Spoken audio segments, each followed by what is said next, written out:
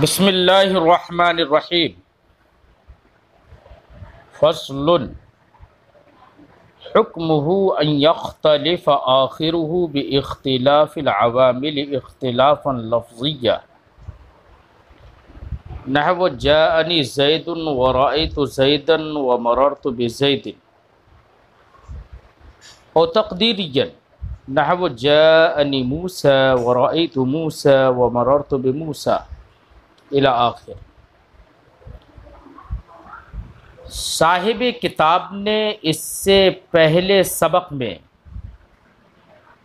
اسم معرب کی تعریف کی تھی، آپ کو وہ تعریف یاد ہو گئی ہوگی کہ اسم معرب ہر وہ اسم ہے جو اپنے عامل کے ساتھ مرکب ہو اور مبنی اصل سے مشابہت نہ رکھتا ہو۔ یہ معرب کی تعریف ہوئی تھی، مثال بھی اس سے پہلے ذکر کی گئی تھی۔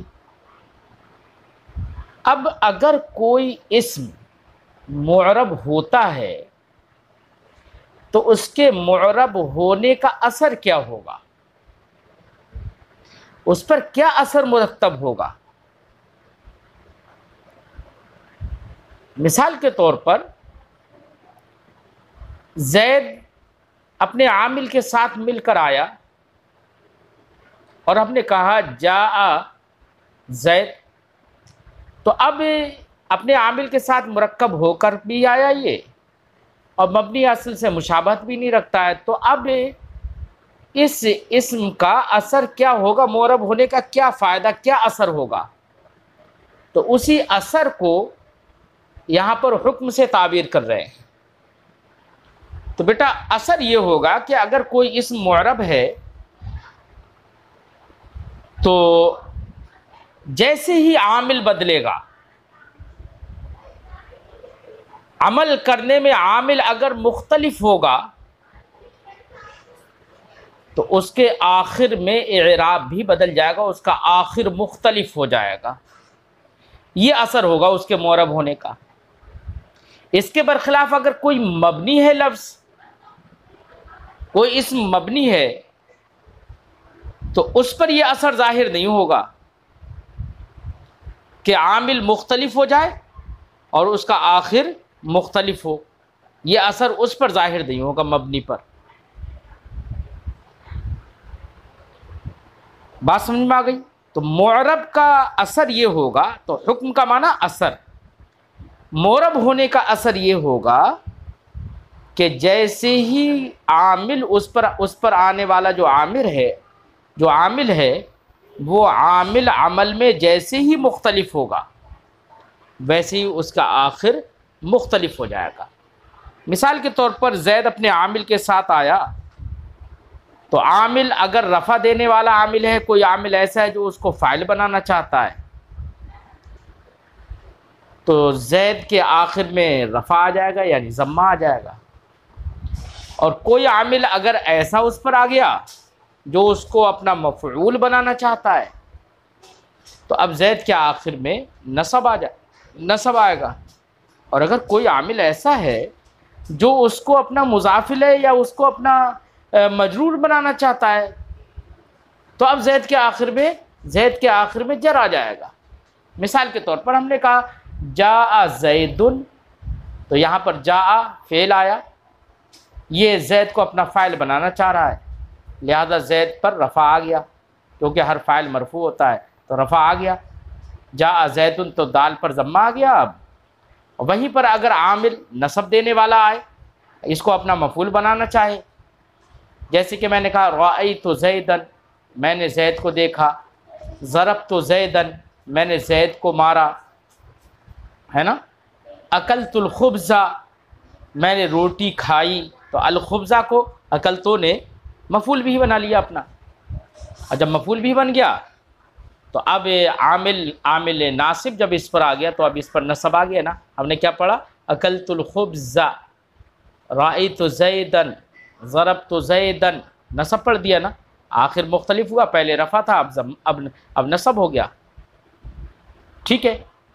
اور وہیں حرف جار آ جائے تو مجرور ہو جائے گا، یہ آخر میں جر آ جائے گا، اختلاف پھر ہو جائے گا۔ جیسے ہم نے کہا مررت بزید، مررت بزید، کتبت بالقلم، میں نے قلم سے لکھا، تو کتبت بالقلم یہاں پر با جارہ داخل ہو گیا قلم پر، تو اس کے آخر میں جر دے دیا نا۔ اشتریت القلم، تو یہاں پر اشتریت فعل ہے اور ضمیر متکلم اس کا فاعل ہے۔ اب جب فعل فاعل ہو گئے تو اس کو تو مفعول کی ضرورت ہے، تو القلمہ کو اس نے مفعول بنایا، اور جب مفعول بنا تو منصوب ہو گیا، دیکھو اس کا آخر بدل گیا، نصب آ گیا، اشتریت القلم، ہے نا۔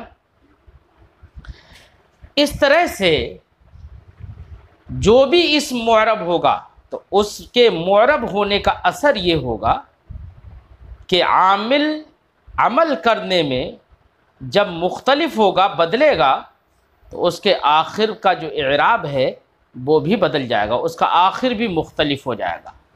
اب یہ اختلاف بیٹا دو طرح کا ہوتا ہے، کبھی اختلاف لفظ میں ہوتا ہے جو بولنے میں محسوس ہوتا ہے، جیسے میں نے کہا اکل زید، زید نے کھایا، ہے نا، اور میں نے کہا تو یہاں پر زید کی دال پر پیش آیا، بالکل بولنے میں بھی بولنے میں بھی محسوس ہو رہا ہے نا، لکھنے میں دکھ بھی رہا ہے۔ رأیت زیدن، میں نے زید کو دیکھا، ضربت زیدن، تو یہاں پر زیدن کی دال پر نصب آیا ہے، فتحہ آیا ہے، وہ بولنے میں بھی محسوس ہو رہا ہے اور لکھنے میں آپ لکھیں گے تو دکھے گا بھی، ہے نا۔ مررت بزیدن، یہاں پر جر آیا۔ تو یہ اختلاف معرب کے آخر میں جو اختلاف ہو رہا ہے، یہ اختلاف لفظاً ہو رہا ہے، بولنے میں ہو رہا ہے، آپ کو محسوس بھی ہو رہا ہے۔ اور کبھی کبھی ایسا ہوتا ہے کہ بولنے میں تو اختلاف نہیں محسوس ہوتا ہے، لیکن حقیقت کے اعتبار سے وہ فاعل، مفعول اور مجرور ہوتا ہے، اس لیے حقیقت میں اس پر رفع، نصب اور جر ہوتا ہے، اگرچہ بولنے میں لفظوں میں وہاں پر رفع، نصب وہ ضمہ ایسے ہی فتحہ اور کسرہ اگرچہ وہاں پر لفظوں میں نہیں ہوتا ہے۔ مثلا کسی نہ کسی مجبوری کے پیش نظر ہوتا ہے، مثال کے طور پر کسی لفظ کے آخر میں الف آ گیا، اور الف تو بیٹا ہمیشہ ساکن ہوتا ہے، تو الف تو اعراب کو قبول ہی نہیں کرتا ہے، نہ ضمہ کو، نہ فتحہ کو، نہ کسرہ کو، ورنہ الف الف ہی نہیں رہے گا، وہ تو حمزہ ہو جائے گا پھر، ٹھیک ہے۔ تو اگر کسی اسم کے آخر میں الف ہے تو آپ سمجھ لیجئے کہ اس کا اعراب لفظ میں مختلف نہیں ہوگا، ہاں اس کا اعراب تقدیری مانا جائے گا، جیسے کہ عصا اور موسیٰ آخر میں الف ہے نا، عصن اور موسیٰ، جاء عصن، رأیت عصن، مررت بعصن، دیکھیے لفظوں میں کوئی بدلاؤ نہیں ہوا، لیکن تقدیری مانا جائے گا، یعنی مان لیا جائے گا، فرض کر لیا جائے گا کہ یہ جب فاعل ہے تو رفع ہوگا تقدیراً، جب مفعول ہے تو نصب ہوگا تقدیراً، جب مجرور ہے تو جر ہوگا اس پر تقدیراً، کسرہ ہوگا۔ ایسے موسیٰ میں جاء موسیٰ، رأیت موسیٰ، مررت بموسیٰ، ٹھیک ہے نا۔ لفظوں میں دیکھیے بدلاؤ نہیں دکھا ہمیں، نہ لفظوں میں ہم بدلاؤ بولنے میں آیا، بات سمجھ میں آ گئی۔ تو اعراب صاحب کتاب معرب کا حکم بتا رہے ہیں، اس کا اثر بتا رہے ہیں کہ اسم کے معرب ہونے کا حکم اور اس کا اثر یہ ہوگا کہ اس کا آخر عوامل کے عمل کرنے میں مختلف ہونے سے مختلف ہو جائے گا، اس کا آخر بدل جائے گا۔ اب یہ اختلاف، یہ بدلنا کبھی لفظاً ہوگا اور کبھی تقدیراً ہوگا، مثالیں بھی میں نے آپ کو سمجھا دی۔ صاحب کتاب دیکھیے فرماتے ہیں فصل حکمہ ان یختلف آخرہ باختلاف العوامل، فصل معرب کا حکم اور اس پر مرتب ہونے والا اثر یہ ہوگا کہ اس کا آخر عوامل کے اختلاف سے مختلف ہو جائے، یعنی عامل بدلے گا تو اس کا آخر بدل جائے گا۔ لیکن بیٹا میں نے ایک لفظ بولا تھا کہ عامل کا بدلنا، یہاں پر بدلنے سے مراد ہے عمل میں بدلنا، صرف عامل بدل گیا، اس عامل کے بجائے دوسرا عامل آ گیا اور دونوں کا عمل ایک ہو، تو اس کا آخر مختلف نہیں ہوگا۔ مثال کے طور پر میں نے کہا رأیت زیدن، یہاں پر رأیت عامل ہے جو اپنے جو زیدن کو مفعول بنا رہا ہے، لہذا زید پر نصب آ گیا۔ اور پھر اس کے بعد میں نے کہا ان زیدن، تو دیکھو عامل تو ذات کے اعتبار سے مختلف ہو گیا، پہلے رأیت عامل تھا، اب ان عامل ہے، لیکن ان بھی حرف مشبہ بالفعل ہے، وہ بھی اپنے اسم کو نصب دیتا ہے، لہذا زیدن پر نصب آ گیا۔ تو دیکھو آپ کہیں گے کہ یہاں پر عامل تو مختلف ہو گیا، عامل تو دوسرا آ گیا، لیکن معرب کا آخر مختلف نہیں ہوا، وہ تو منصوب ہی رہا۔ ٹھیک ہے، یہ اعتراض پڑ سکتا تھا نا، اسی لیے میں نے ایک لفظ بولا تھا، میں نے کہا تھا کہ عامل چاہے ذات میں مختلف نہ ہو لیکن عمل میں مختلف ہونا چاہیے۔ یعنی ایک عامل عمل کرنے میں اگر کوئی رفع دینا چاہتا ہے تو دوسرا عامل جو مختلف ہو رہا ہے عامل، تو اختلاف کے بعد عامل ایسا ہو جو کہ رفع نہ دے کر نصب دے، اس کو اپنا مفعول بنانا چاہے یا اپنا مجرور بنانا چاہے۔ اس لیے اختلاف فی العمل مراد ہے یہاں پر، نہ کہ اختلاف ذاتی۔ بات سمجھ میں آ گئی؟ فرماتے ہیں بے اختلاف العوامل، جس کا آخر مختلف ہو جائے عوامل کے اختلاف سے، اختلاف لفظیا، یہ اختلاف خواہ لفظوں میں ہو، جیسے جاءنی زید رأیت زیدن مررت بزید میں ہے نا، کہ یہاں پر زیدن اور زیدن اور بزیدن، ان میں سب میں اختلاف جو ہے لفظاً ہے، ٹھیک ہے نا۔ تو اب لفظوں میں اعراب ہو تب تو اختلاف لفظی بھی ہوگا، لفظ میں ہوگا۔ اب لفظ میں اختلاف جو ہوگا وہ بھی دو طرح کا ہوتا ہے، کبھی حقیقتاً ہوتا ہے، جیسے کہ ہم نے یہ مثال دی، اس میں حقیقتاً اعراب لفظوں میں بدل رہا ہے، اور کبھی لفظوں میں اعراب تو ہوتا ہے لیکن کوئی صورت ایسی ہوتی ہے جس میں اعراب بدلتا نہیں ہے لیکن مانا جاتا ہے، تو اس کو حکمن کہیں گے۔ مثال کے طور پر غیر منصرف میں آپ کہیے جاء احمد، تو یہاں پر دال پہ ضمہ آ گیا، ٹھیک ہے، حالت رفیع میں مرفوع، حالت رفیع میں ضمہ آ گیا۔ رأیت احمد، حالت نصبی میں فتحہ آ گیا۔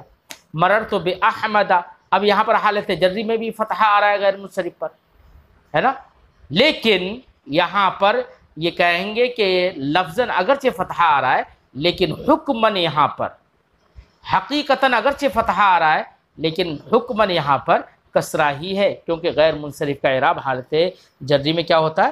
فتحے کے ساتھ ہوتا ہے۔ اور تقدیریاً، لفظی اختلاف ہو یا تقدیری اختلاف ہو، جیسے جاءنی موسیٰ رأیت موسیٰ مررت بموسیٰ، یہ تقدیری اختلاف ہو، اس میں بھی دو صورتیں ہوں گی، کبھی حقیقتاً اور کبھی حکماً۔ حقیقتاً ہو جیسے کہ جاء عسن رأیت عسن مررت بعسن، ہے نا، وہاں پر حقیقتاً تقدیری ہے، اور جاءنی موسیٰ رأیت موسیٰ مررت بموسیٰ، یہاں پر بھی تقدیری ہے لیکن یہ حکماً ہوگا۔ الاعراب ما به یختلف آخر المعرب، اعراب کسے کہتے ہیں؟ اب صاحب کتاب اعراب کی تعریف کر رہے ہیں، تو بیٹا اعراب جو بھی معرب کے آخر میں جو ضمہ فتحہ کسرہ جو آتا ہے نا، جس کو، تو یہی ضمہ فتحہ کسرہ یہی اعراب کہلاتا ہے۔ اب اعراب بیٹا دو طرح کا ہوتا ہے، کبھی آخر میں ضمہ فتحہ، کبھی کچھ اسما ایسے ہوتے ہیں جن کے آخر میں ضمہ فتحہ کسرہ یعنی حرکت آتی ہے، تو اسی حرکت کو اعراب کہتے ہیں۔ اور کبھی کوئی اسم ایسا ہوتا ہے جس کے آخر میں حرف اعراب بنتا ہے، حرف، جیسے کہ اسماء ستہ مکبرہ آپ نے پڑھے ہوں گے، ابن اخن وغیرہ، ہے نا، تو ان کے آخر میں حالت رفیع میں واو آئے گا، حالت نصبی میں الف آئے گا، حالت جری میں یا آئے گی، تو گویا ان کو بھی اعراب کہیں گے۔ تو بیٹا اعراب وہ چیز ہوتی ہے جو معرب کے آخر میں بدلتی ہے، اب وہ چاہے حرکت ہو یا حرف ہو، حرکت ہو جیسے کہ ضمہ فتحہ کسرہ، حرف ہو جیسے کہ واو الف اور یا، تو جو معرب کے آخر میں مختلف ہوتی ہے جس کی وجہ سے معرب کا آخر بدل جاتا ہے، بدلا ہوا دکھتا ہے معرب کا آخر، وہی اعراب کہلاتا ہے۔ فرماتے الاعراب ما، اعراب وہ چیز ہے بہ یختلف آخر المعرب، جس کی وجہ سے معرب کا آخر مختلف ہو جائے، کالضمہ، جیسے اب اعراب کی دو قسموں کی طرف اشارہ کر رہے ہیں، ایک اعراب بالحرکت اور ایک اعراب بالحرف۔ تو اعراب بالحرکت جیسے کہ ضمہ ہے، فتحہ ہے، کسرہ ہے، ٹھیک ہے. اور فرماتے ہیں والواو والالف والیا، یہ اعراب بالحرف کی طرف اشارہ کر دیا. یعنی اعراب دو طرح کا ہوتا ہے، اعراب بالحرکت، اعراب بالحرف. تو اعراب بالحرکت میں ضمہ، فتحہ اور کسرہ ہوگا، اعراب بالحرف میں واو، الف اور یا ہوگی، ہے نا. جیسے کہ اسماء ستہ مکبرہ میں، اور تثنیہ کا اعراب، جمع مذکر سالم کا اعراب، یہ سب کے اعراب کیا ہوتے ہیں؟ اعراب بالحرف ہوتے ہیں ان میں. اب یہ اعراب کتنی قسموں کا ہوگا؟ تو بیٹا آپ نے دیکھو کہ ضمہ، فتحہ، کسرہ دیکھ لیا نا. اب بیٹا ضمہ، فتحہ، کسرہ، یہ لفظ جب بولا جاتا ہے نا تا کے ساتھ ضمہ، فتحہ، کسرہ، تو جو حرکت وغیرہ مورب پر آتی ہے اس کو بھی ضمہ، فتحہ، کسرہ کہتے ہیں. ایسی جو حرکت مبنی پر آتی ہے نا اس کو بھی ضمہ، فتحہ، کسرہ کہیں گے. یعنی ضمہ، فتحہ، کسرہ یہ مورب اور مبنی دونوں پر عام ہے، یعنی حرکت اعرابیہ اور حرکت بنائیہ دونوں کو کہتے ہیں. اس کے برخلاف ضم، فتح، کسر سکون کے ساتھ اگر کہیں تو یہ صرف حرکت بنائیہ کو کہتے ہیں. اس کے برخلاف رفع، نصب، جر یہ لفظ بولیں تو ان کا اطلاق صرف اور صرف حرکات اعرابیہ پر ہوتا ہے. تو تین طرح کے یہاں پر لفظ بولے جاتے ہیں، ایک ضمہ، فتحہ، کسرہ، یہ حرکات اعرابیہ اور حرکات بنائیہ دونوں پر بولا جاتا ہے. اور ضم، فتح، کسر سکون کے ساتھ یہ حرکات بنائیہ پر بولے جاتے ہیں. اور رفع، نصب، جر یہ حرکات اعرابیہ پر صرف بولے جاتے ہیں. فرماتے ہیں وَإِعْرَابُ الْإِسْمِ عَلَى ثَلَاثَةِ أَنْوَاع، اسم کا اعراب تین قسموں پر ہے، رفع و نصب و جر. ٹھیک ہے، یہ اعراب کی تین قسمیں بتا دی. رفع، اب رفع بیٹا آپ نے فیض الادب میں پڑھا ہوگا، رفع، نصب، رفع ضمہ، الف اور واو کو کہتے ہیں نا. ضمہ حرکت اعراب بالحرکت ہو گیا رفع، ٹھیک ہے، اور الف اور واو اعراب بالحرف میں سے. ٹھیک ہے، تو رفع دونوں سب کو کہیں گے. حالت رفع میں جو بھی آئے وہ رفع ہے، حالت نصبی میں یعنی مفعول ہونے کی حالت میں جو بھی آئے وہ نصب ہے، چاہے وہ حرکت یا حرف. ایسی حالت جری میں یعنی حرف جار داخل ہونے کے بعد اس پر جو بھی آئے چاہے وہ حرف ہو یا حرکت ہو وہ جر کہلائے گا. والعامل ما به رفع او نصب او جر. اب عامل کی تعریف کر رہے ہیں، عامل کسے کہتے ہیں؟ تو بیٹا عامل کا معنی ہوتا ہے اثر کرنے والا. تو دیکھو مورب تو متاثر ہوتا ہے، اس پر اثر ہوتا ہے، اس کے آخر میں اثر ہوتا ہے، ٹھیک ہے. اور جو اثر ظاہر ہوتا ہے جیسے حرکت وغیرہ، زبر، زیر، پیش وغیرہ جو ظاہر ہوتے ہیں وہ اعراب کہلاتے ہیں. اور جو متاثر ہوتا ہے، جس پر اثر ہوتا ہے وہ معرب کہلاتا ہے. اور جو اثر کرتا ہے کس کی وجہ سے وہ اعراب آ رہا ہے، جو اثر کرتا ہے اس مؤثر کو عامل کہتے ہیں. ٹھیک ہے، فرماتے والعامل ما بھی، جیسے ہم نے کہا تھا جاء زید، تو جاء زید میں جاء فعل نے زید کو اپنا فاعل بنانا چاہا، اس کو فاعل بنا رہا ہے، لہذا فاعل بنانے کی وجہ سے، زید کے فاعل بننے کی وجہ سے اس پر رفع آ گیا. اب رفع تو آیا، اختلاف ہوا اس میں، یہ اثر رفع آیا، یہ اثر ہوا کس کا؟ جاء کا نا، کہ جاء نے اسے اپنا فاعل بنایا، اسی وجہ سے تو رفع آیا. تو جاء کا اثر ہوا، اور جس کا اثر ہو وہی عامل ہے، اس لیے یہاں پر جاء عامل کہلائے گا. اور زید پر یہ اثر ظاہر ہوا اس لیے زید معرب کہلائے گا، اور جو اثر ظاہر ہوا یعنی ضمہ وہ اعراب کہلائے گا. ٹھیک، فرماتے ہیں والعامل ما به رفع او نصب او جر. عامل اسے کہیں گے کہ جس کی وجہ سے رفع یا نصب یا جر آئے. ومحل الاعراب من الاسم هو الحرف الاخیر. اب بیٹا یہ اعراب آتا کہاں ہے؟ تو ابھی ساری مثالوں سے آپ نے یہی سمجھا کہ اعراب جو آتا ہے وہ معرب کا آخری جو حرف ہوتا ہے اس پر اعراب ظاہر ہوتا ہے. وہی فرماتے ہیں کہ محل الاعراب، اعراب کا محل، اعراب کی جگہ جو ہوتی ہے، من الاسم، اسم سے، هو الحرف الاخیر، وہ حرف اخیر ہوتا ہے. یعنی کسی بھی اسم سے اعراب کا محل جو ہوگا وہ اس کا آخری حرف ہوگا، آخری حرف ہی پر اعراب ظاہر ہوگا، کبھی وسط میں اعراب ظاہر نہیں ہوگا. مثال الکل، سب کی مثال، مورب کی بھی مثال، عامل کی بھی مثال اور اعراب کی بھی مثال، سب کی مثال دے رہے ہیں. جیسے قام زید، تو قام زید سب کی مثال ہو گئی. کیسے ہو گئی سب کی مثال؟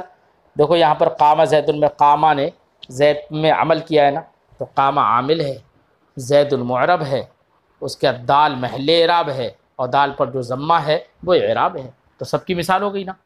فرماتے ہیں فقام عامل، تو یہاں پر قام عامل ہے، زید معرب، زید معرب ہے، وضمۃ اعراب، اور زید کی دال پر جو ضمہ ہے وہ اعراب ہے. اور فرماتے ہیں کہ وہ اعراب ہے، اور والدال محل الاعراب، اور دال جو ہے زید کی دال وہ محل اعراب ہے. وَاعْلَمْ أَنَّهُ لَا يُعْرَبُ فِي كَلَامِ الْعَرَبِ إِلَّا الْإِسْمُ الْمُتَمَكِّنُ وَالْفِعْلُ الْمُضَارِعُ. اب وَاعْلَم سے ایک خاص بات بتا رہے ہیں، تبھی اس پر زور دے رہے ہیں. وَاعْلَم کہہ رہے ہیں کہ ارے تم جان لو ایک بات، میں جو بات کہنے جا رہا ہوں وہ تھوڑی خاص بات ہے، اس لیے زور دینے کی. کوئی خاص بات جب آدمی بتانا چاہتا ہے نا تو پہلے اس پہ زور دیتا ہے. ایسی صاحب کتاب یہاں پر وَاعْلَم کہہ کر زور دے رہے ہیں تاکہ آپ اس پہ دھیان دیں. کیا دھیان دیں گے؟ کیا بتا رہے ہیں آپ؟ تو صاحب کتاب یہ بتا رہے ہیں، کہہ رہے ہیں کہ دیکھو آپ نے اس میں مورب کی تعریف پڑھی، بڑی تفصیل سے پڑھی. مورب کسے کہتے ہیں، اعراب کسے کہتے ہیں، محل اعراب کسے کہتے ہیں، عامل کسے کہتے ہیں، سب کی تعریفیں کر لی، سب پوچھ لیا، سب سمجھ بھی لیا. ٹھیک ہے، لیکن اب آپ کو یہ بات بھی معلوم ہونا چاہیے کہ جب ہم عربی پڑھیں گے تو ہم تلاش تو کریں گے کہ مورب کیا ہے، کیا ہے، کیا ہے، کہاں پر کیا مورب ہے، کیا مورب ہے. تو کہہ رہے ہیں کہ تھوڑی اور آسانی ہو جائے گی تلاش کرنے میں. کیا کہ بیٹا ایک اسم اس میں متمکن ہوتا ہے، اور ایک اسم اس میں غیر متمکن ہوتا ہے، جس کو اس میں غیر متمکن جس پر اعراب ٹھہرتا ہی نہیں ہے، جس کو مبنی کہتے ہیں، اور ایک اس میں متمکن ہوتا ہے جس پر اعراب ٹھہرتا ہے، جس کو مورب کہتے ہیں. ٹھیک ہے نا؟ تو بیٹا اس میں متمکن جو ہوتا ہے کلام عرب میں صرف وہی مورب ہوتا ہے، کیونکہ اسی پہ اعراب ٹھہرتا ہے. ساتھ ہی ساتھ فعل مضارع بھی مورب ہو جاتا ہے. تو کل کلام عرب میں صرف دو ہی چیزیں مورب ہوتی ہیں، ایک اس میں متمکن جس پر اعراب ٹھہر جائے، متمکن کا معنی ٹھہرنے والا، ایک اس میں متمکن جس پر اعراب ٹھہر جاتا ہے وہ مورب ہوگا کلام عرب میں، اور ایک فعل مضارع مورب ہوگا. لیکن فعل مضارع مورب بیٹا اسی صورت میں ہوگا جبکہ وہ نون ثقیلہ اور نون خفیفہ ایسی نون جمع مؤنث سے خالی ہو. اگر نون جمع مؤنث فعل مضارع کے صیغے میں لگا ہوا ہے، مثلا جمع مؤنث کا صیغہ ہوگا تبھی تو نون جمع مؤنث لگے گا اس میں، تو ایسی صورت میں نون جمع مؤنث اگر لگا ہوا ہے تو فعل مضارع مبنی رہے گا. اسی لیے جمع مؤنث غائب و حاضر کے دونوں صیغے کیا ہوتے ہیں؟ مبنی کہلائیں گے. ایسے ہی اگر نون ثقیلہ اور نون خفیفہ فعل مضارع پر لگ گیا، یعنی تاکید کے دونوں نون، تب بھی فعل مضارع مبنی ہی رہے گا، وہ مورب نہیں ہوگا. تو بیٹا فعل مضارع مورب اسی صورت میں ہوتا ہے جبکہ نون تاکید اور نون جمع مؤنث سے خالی ہو، اور اس میں متمکن ہمیشہ مورب ہی ہوگا. تو کلام عرب میں مورب ہونے والی چیزیں صرف دو ہی ہیں، ایک اس میں متمکن اور ایک فعل مضارع جو کہ نون جمع اور نون تاکید سے خالی ہو.